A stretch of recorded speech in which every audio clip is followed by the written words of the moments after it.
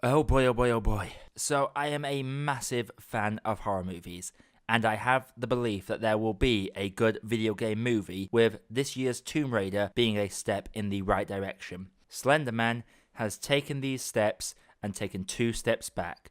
For context, A Quiet Place came out only a few months ago and reminded us that horror movies can be legitimately scary and have a good story. The fact this film has come out in the same year hurts, but let's dive in and assess the damage. Slender Man is directed by Sylvain and is based on the urban legend and video game of the same name. This film stars Joey King, Julia Tellis, Jazz Sinclair, and Annalise Basso as 4 high school friends that decide to watch the video on summoning Slender Man to spite the cute boys from school who are allegedly doing the same thing. The video is very Ring-esque and the boys chickened out, but the girls go through with it and they start to have strange things happen to them, ultimately leading to one of the 4 going missing. From there, we get the usual mysteries of a horror movie as the 3 remaining girls try to figure out a way to bring their friend back. Back in 2013, this game was the biggest viral trend on YouTube, giving us so many funny moments of a YouTuber freaking out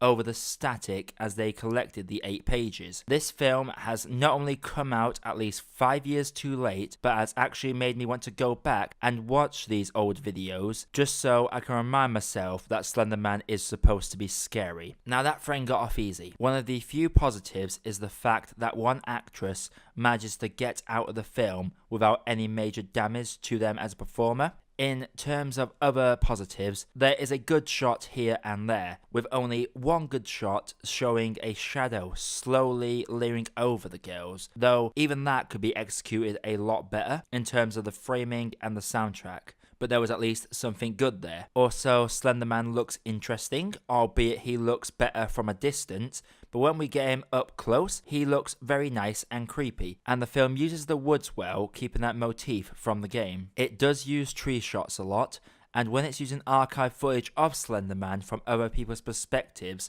or a shadow in the tree line, it looks interesting. But the thing is, there is very little thoroughfare into those sequences. There is never actually a revelation that he is in the woods. The girls just happen to know to go there. If you think the wooded sequences are a sign that they are honouring the game, think again. This film is an abomination, plain and simple. Let's start off with the writing. There is some awful dialogue in this film. Whenever these characters are not talking about Slender Man, it feels like the writers are trying to think about what teenage girls talk about and end up trying to sound hip. There are conflicts thrown here and there, trying to create division between the characters.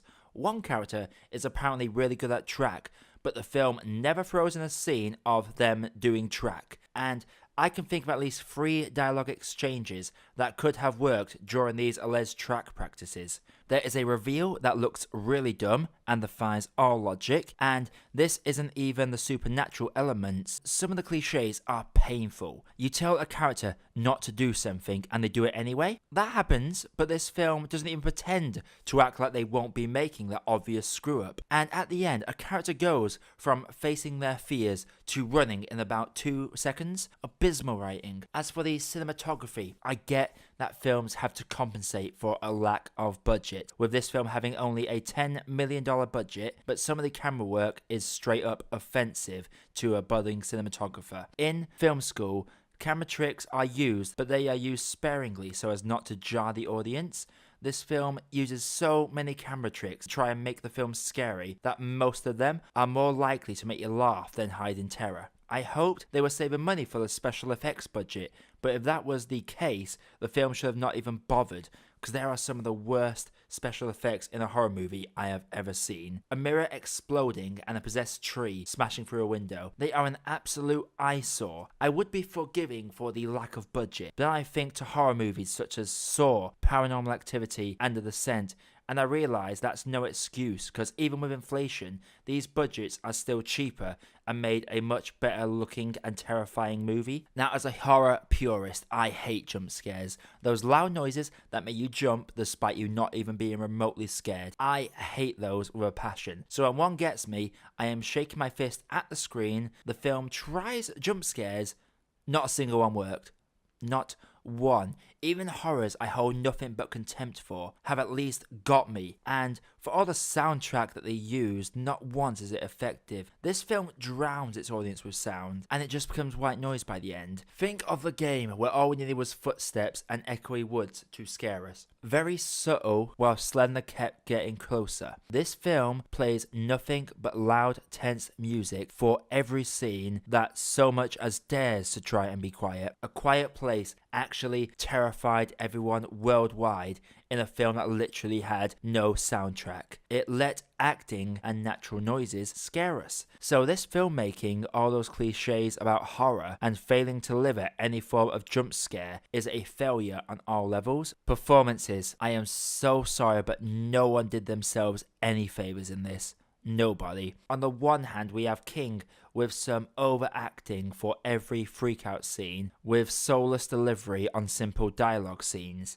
On the other hand, Tellez is a walking zombie in this. Think Kristen Stewart in Twilight and divide that performance by 10. It is that bad. Now, acting ain't easy, I know that, but with how these characters are written, there needs to be a bit more effort to put something redeemable in this, because these characters are horribly written and nobody is likable. Sinclair actually gives us a passable performance, nothing fancy, but with her character being the dumbest written, she managed to pull off some of the okay scenes, but even she has some embarrassing moments, especially one moment involving a phone. Basso manages to get off, because for the little that she is in this film, she's fine.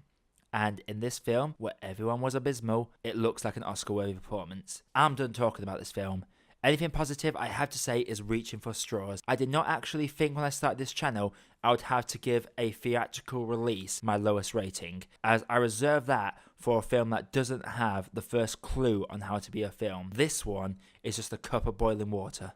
So Slender Man, don't watch it. If you have, let's talk through our trauma in the comments below. Hit that round subscribe button for more reviews coming all the time. This is That Spikehead Podcast, signing off.